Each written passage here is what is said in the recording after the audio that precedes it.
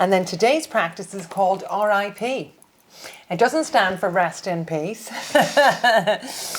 We've got a different set of words for this acronym, and we're going to take you through it. Hand it over to you, Armin. I will walk through here.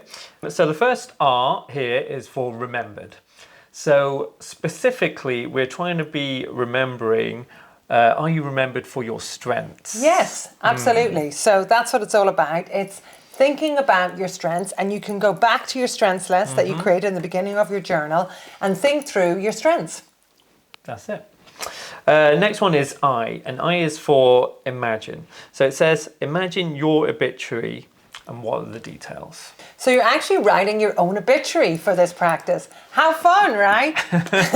Don't get freaked out. It's okay. You're not really dead, but you're just trying to imagine maybe how positive this could be. And are you remembered for your strengths, right? And what will people say about you? Pretty simple.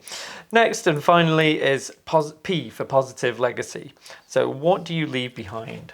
And journalize. Yeah, so this is a journalized exercise. It's really an exercise to reflect on your positive legacy.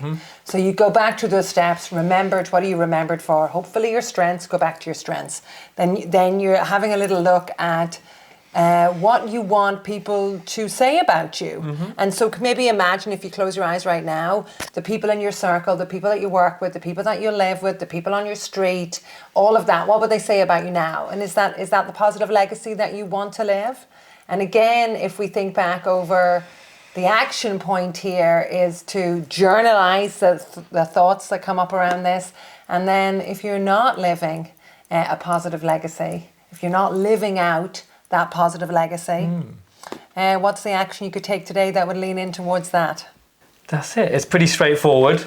It is straightforward, Anirban. But do take your time to do this. It's not one to rush through. Have a good think about it, right?